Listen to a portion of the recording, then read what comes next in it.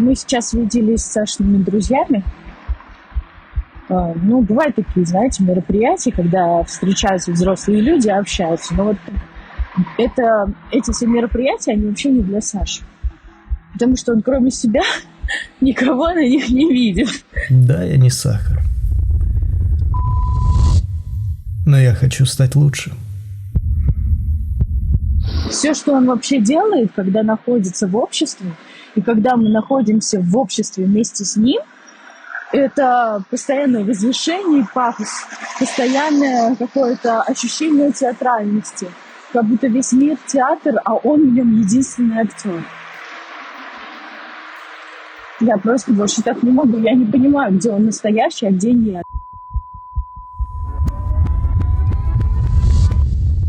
Я не хочу говорить, что со мной-то на самом деле все нормально, проблемы в партнере. Что есть какие-то проблемы из детства, и как бы я их решу, и все будет хорошо. Нет. Это стояние на месте. Я хочу двигаться дальше. Нам нужно расстаться.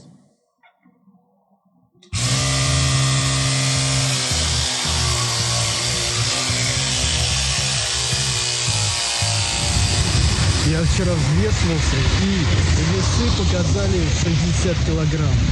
Это действительно очень мало. У меня последний раз такой вес был, когда мне поставили диагноз диабет. Когда я за неделю на 10 с чем-то килограмм похудел. И это ненормально. Самое страшное, что мне кажется, это то, что мы слишком многое рассказываем своим друзьям, подругам. Все, какой он гад. Больше с ним ни-ни. И подруги подтверждают, что да, типа тебе с ним не по пути, он будет тебя задалбливать, он тебя будет задалбливать всегда. Меня окружали друзья, что большое спасибо им за это. Да, и окружают до сих пор. Начинаем новую жизнь. Без алкоголя, сигареты и прочего дерьма. Сегодня встречаюсь с другом. Посидим в кафешке, попьем чай, поговорим о жизни. Друзья всегда помогут встать на правильный путь исцеления. Давай, Сань, за новую жизнь. За новую жизнь. Это что в телефоне залит? Бывший написал, хочет встретиться. А ты что и написал? Ничего, удалил сообщение. Правильно. Может, кальянчиком? Давай. Если после этого что-то начинает получаться, нам становится стыдно перед этими друзьями и подругами, что мы их не послушали. А когда мы прям им очень многое сказали, мы не имеем права отступить назад. И получается, что за наши отношения решают наши друзья и подруги.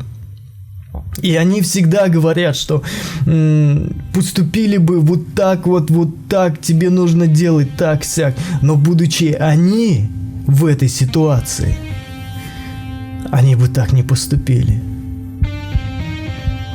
Со стороны всегда все легко и просто. Ты уже никаким воротам не лезь! Ты просто меня, что ли? Что ты ценишь во мне? Не надо такой паузы. Пунктуальность, доброжелательность. Все. Для твоего существования, Саша. Манера разговора, внешность. Ага, а манера разговора какая? Черный юмор? Ну, просто вообще, как ты разговариваешь, как ты строишь свою речь, как ты подносишь информацию. Учись. Как ты думаешь, что мне нужно изменить в себе, чтобы стать лучше? Стиль одежды. Все. Смени тон. Так, открывай список.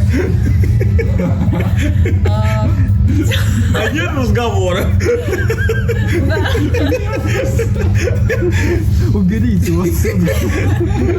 У меня лицо.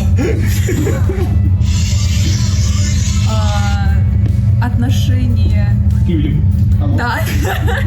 Ну, не знаю, просто ты же говорил в прошлый раз, что ты все поменялся. Не знаю, насколько ты поменялся, но если брать из последнего, то отношение какое-то вот дружеское, немножечко поменять его реально на дружеское, а не на, типа, мы знакомы и все. Все.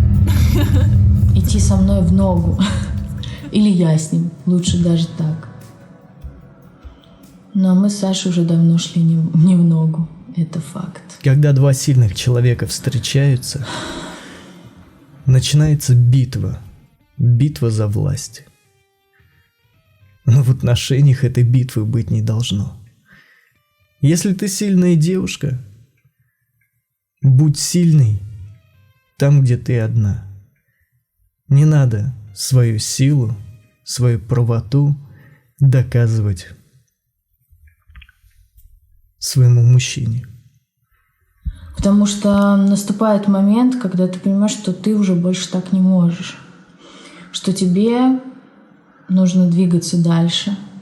И человеку, который находится рядом с тобой, тоже нужно идти дальше и зачастую вообще в другую сторону. И вы расходитесь в разные стороны.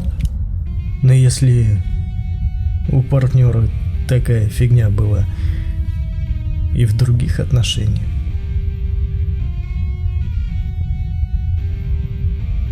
то проблема в ком? Не те попадаются? Смогла бы я измениться? Или смогу я вообще измениться, если я буду в отношениях с этим человеком? Вот это очень важный вопрос. А меняться нужно. Мне кажется, в этом и есть путь. Купил книгу моего любимого автора, прочитал все его книги. В этой книге даны 365 медитаций на каждый день. А вот закон сегодняшнего дня. В принципе, так и есть, и с этим надо что-то делать. Когда все это произошло, первое время я думала, что я поступила неправильно. А потом я поняла, что нет никакого правильного. Нет, никакого правильного нет. Есть только то, что подходит конкретно тебе. И в этом весь секрет. Если ставится точка, то точка ставится.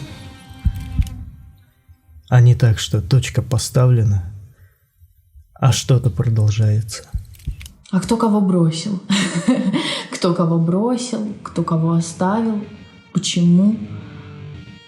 Но именно на эти вопросы невозможно ответить. Начинать сначала всегда легче. Думаешь, что ты сделаешь все по-другому. Но ты это делаешь только первые несколько месяцев.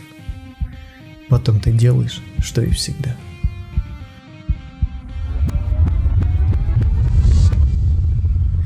Ничего не понятно, да? После расставания всегда так. Пока есть вот эта каша, не будет определенности. Но самое страшное, что все это в голове происходит и после. Появляется вот эта вот непонятная борьба с самим собой. Мысли одни, действия другие. То хочешь, то не хочешь. Нужно, не нужно. И постепенно закапываешься в этом дерьме. И наступает такой момент, что тебе становится удобно в этом говне. Ты пользуешься этим положением. И тогда от всех начинает вонять говном. А если ото всех воняет говном, причина может быть только одна. А я хочу двигаться дальше. Те, кто выключили это видео в самом начале, сделали правильно. Также и после расставания нужно делать, а не заниматься вот этим всем. Другие проекты студии «Дело восприятия» История закончено. На сайте восприятие.ком. Всем, конечно, очень интересно, что же нужно сделать сразу после того, как ты расстался с любимым человеком. Вот и у меня, кстати, спрашивали, что же я сделала-то сразу, когда рассталась с Сашей. Я начала его благодарить. И уже позже поняла то, что это было неправильно.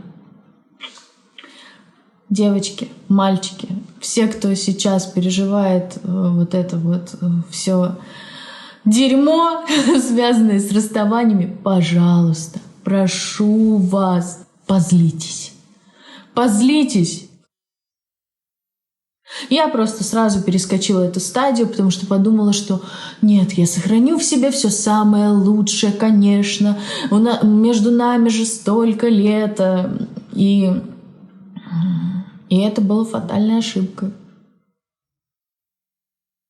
Это больно.